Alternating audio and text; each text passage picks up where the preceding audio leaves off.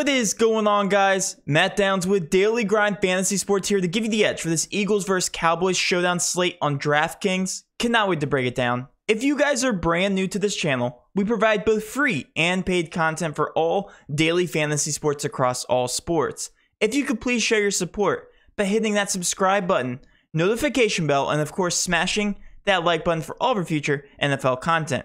If you would like to know more about becoming a better DFS player and taking down that big GPP, head over to www.dgfantasy.com. On dgfantasy.com, we give you cheat sheets for every major sport, along with ownership projections, actual projections, and strategy for every single slate. We also cover optimal cash plays as well as preferred GPP plays and stacks for specific contest sizes. We do the dirty work for you. We are also currently partnered with Fantasy Cruncher, the best optimizer in the industry. When signing up for our $30 package, you also get a $20 credit to use towards any Fantasy Cruncher product. We provide the best value in the industry. And now let's go ahead and dive right into this NFL showdown slate between the Dallas Cowboys and Philadelphia Eagles.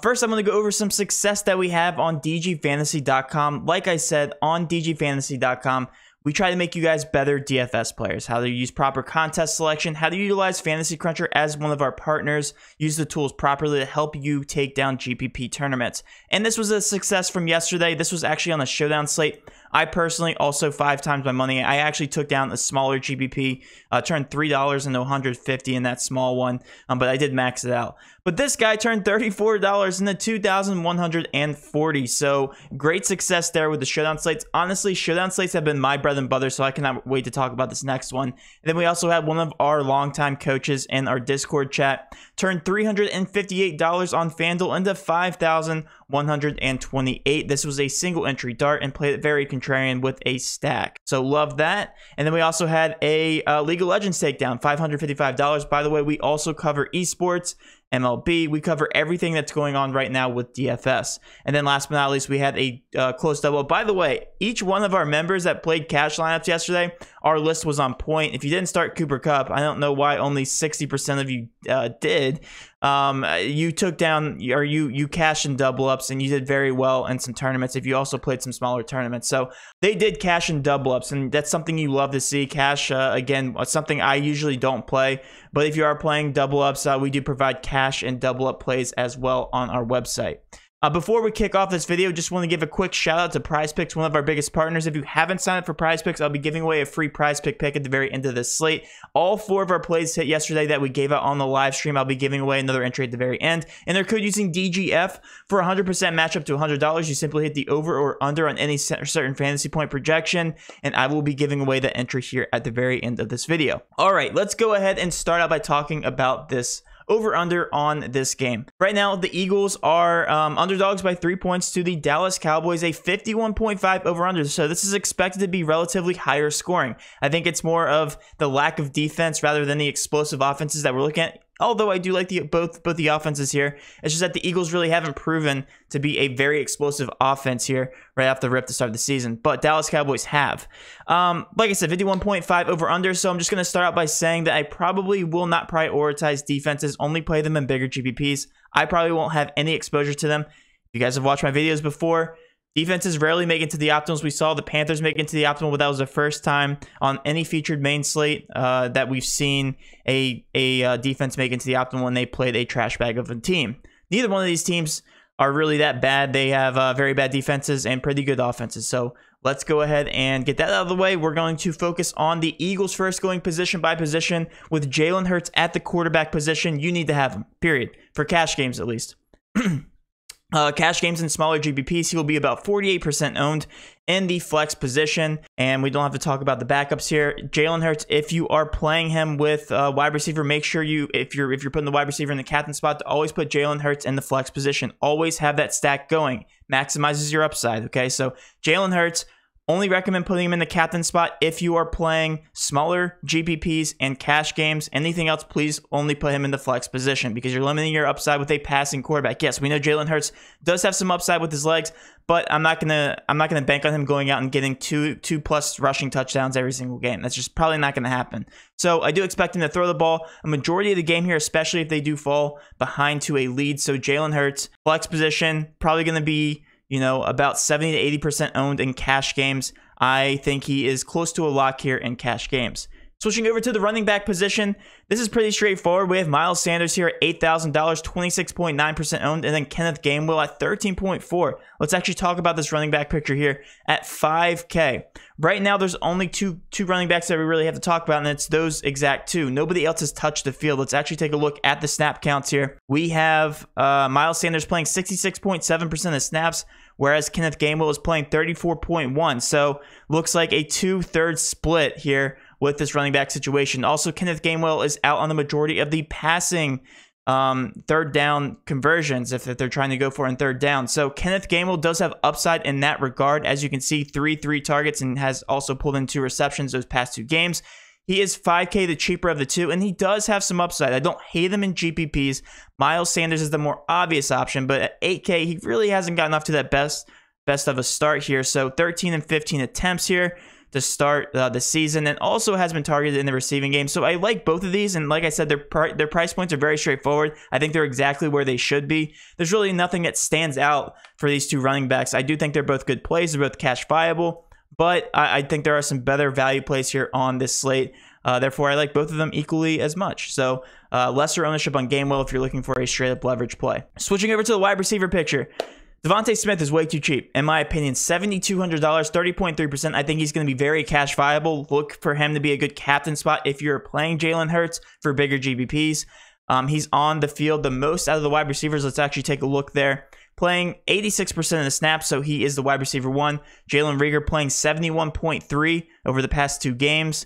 We're looking next here at Watkins playing 48.8. We'll round that up to 50%. And Greg Ward playing 28.7. And Whiteside playing 18.6. So they have a lot of the wide receivers here in the mix. That's something that we don't like to see for DFS because you want to hone in on certain specific players.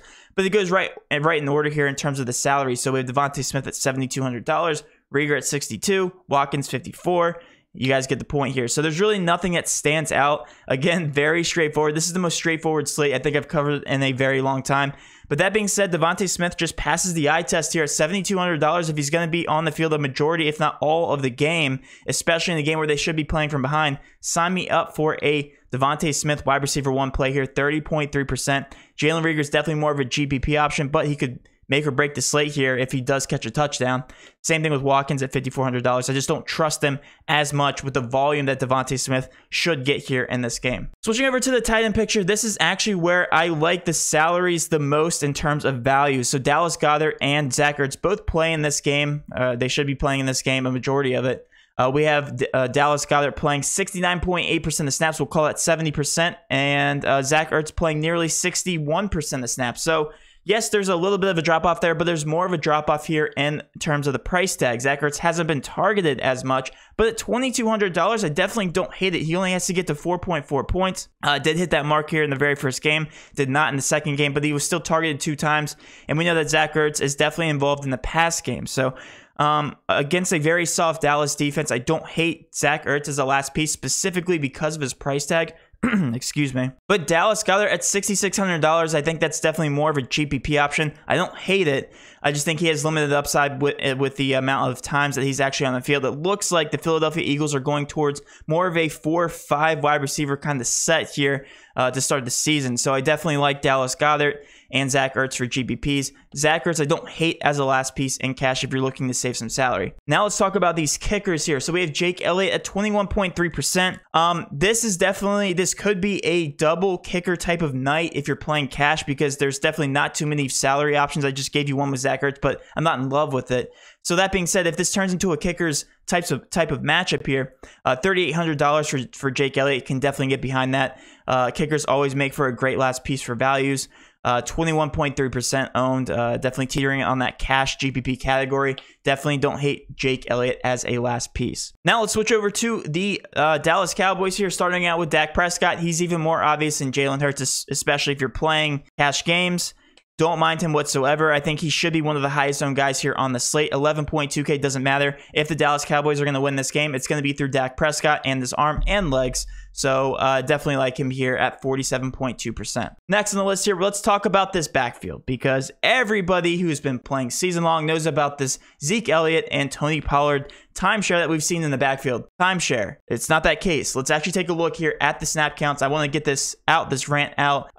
Zeke has been playing 84 and 71% of snaps through the first 2 games, averaging 78.6% of snaps, compared to Tony Pollard's 24 and 34. To me, that's not a timeshare. That's just somebody who's going out and playing double running back sets. It's just somebody who's been capitalizing on the amount of opportunities that he's gotten here to start the season. So if we take a look here, Pollard has gotten 8.3 points and 26 in his past 2 games. And again, turning 13 attempts into 109 yards. So there's no denying that he's been very efficient. But in terms of the snap counts, guys, he is still taking a huge backseat to Zeke Elliott, as you can see here on the chart. That being said, I wouldn't freak out about this timeshare. If people are really going to be playing Tony Pollard over Zeke in the showdown, then they're just simply not looking at the snap counts.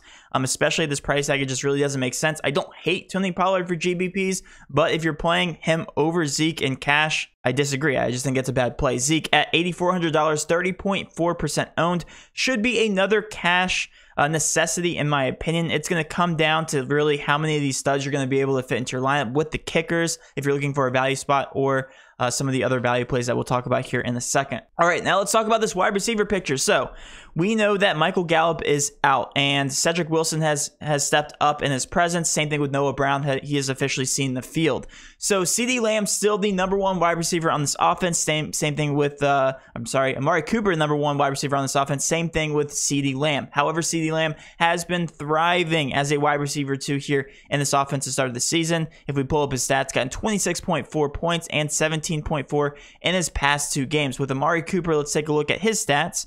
I don't know why my computer is going so slow right now. Amari Cooper has gotten 41.9 points, and he had a huge drop-off, only getting 5.4 in week 2. So obviously, it looks like the pricing has reflected that, and people are overreacting here to the CeeDee Lamb Amari Cooper comparison. No, CeeDee Lamb still is a wide receiver 2. If you take a look here at the snap counts, CeeDee Lamb playing 83.4% of the snaps, and we take a look here at Amari Cooper, 92. So still playing more, especially with Michael Gallup off the field. So love these 2 wide receivers in general, but I'm going to easily prefer Amari Cooper with the cheaper price tag. Don't know what people are thinking here, pricing him up here at $9,800, and he's technically higher owned. No, I think that's going to flip. I think Amari Cooper is definitely going to be higher owned. Taking a look here at Cedric Wilson at $4,400. Yes, I do like the price tag a little bit more. However, he's really not on the field as much as I would like him to be. Still only on the field about 48% of the snaps, played 58 last game. Definitely don't mind him as a last piece here for cash. If you land on them at $4,400, I wish he was a little bit cheaper, but showing more of a GBP type ownership here at 17.2. I do prefer the kickers over Cedric Wilson. However, I don't hate if you do go that direction here with cash. And then Noah Brown at $200. I keep saying this over and over and over again. $200 is the bare minimum on showdowns. You literally have to hit 0.4 points to pay off that price tag. So Noah Brown played 19% of snaps last game. Don't hate him as a complete punt play, especially if you're trying to get a stud in that captain spot. If he does catch a ball, then yes, he does pay off his price tag. Hasn't caught a ball yet to start these this game. The last game that he started, but still 6.7% owned. If he does catch a ball, he could easily break the slate, and if he catches a touchdown, you're going to need him. So Noah Brown playing 19% of snaps at $200. Don't hate him as the last piece. Last but not least, we have to talk about these kickers here. Blake Jarwin and Dalton Schultz. These 2 have been playing the most here in terms of the tight end position for the Dallas Cowboys. Let's take a look here. Dalton Schultz has been playing 73% of snaps, 70.3 the average through the first 2 games. He is the higher price of the 2 tight ends here for the Dallas Cowboys, $4,800 at 13.8%. We also have Jarwin at 16% ownership. He is playing 48% of the snaps, so it looks like he is taking a little bit of the backseat. However, I love the price tags on both these guys. If I'm looking for a value play in terms of a skilled position player, I'm either looking to the opposite side for the Eagles with Zach Ertz or Dallas Goedert. Probably going to be leaning more on Ertz. And taking a look here at the tight end picture here for Blake Jarwin and Dalton Schultz, I really like the value plays just in general, and these tight ends are heavily involved in the passing game for both sides of these teams. So definitely like both these tight ends here from the Dallas Cowboys for last pieces in cash. Last but not least, let's take a look here at the kicker here with Greg Zuerlein. I do prefer him over Elliott on the other side just because of the way the game script's going to hopefully play out, because these guys should be playing from ahead. He should be more in the red zone, should be getting a lot more opportunities and showing a slightly higher ownership than Jake Elliott. Now let's take a look at my favorite prize pick here for this slate. Again, if you guys haven't signed up for Prize Picks, feel free to go ahead and use code DGF for 100% matchup to $100. Right now, I like the over on Devontae Smith at 12.5 points. These guys should be playing from behind the entire game, and he smashed that projection in the very first game versus a very soft defense. I expect him to do the same here versus the Dallas Cowboys. 12.5. I love the over on that fantasy point projection. And that will wrap up my video, guys. Hopefully you did enjoy this video. If you did, please do hit that subscription button, notification bell, and of course, smash that like button for all of our future NFL content. With all that being said, have a great rest of your night, and let's cash.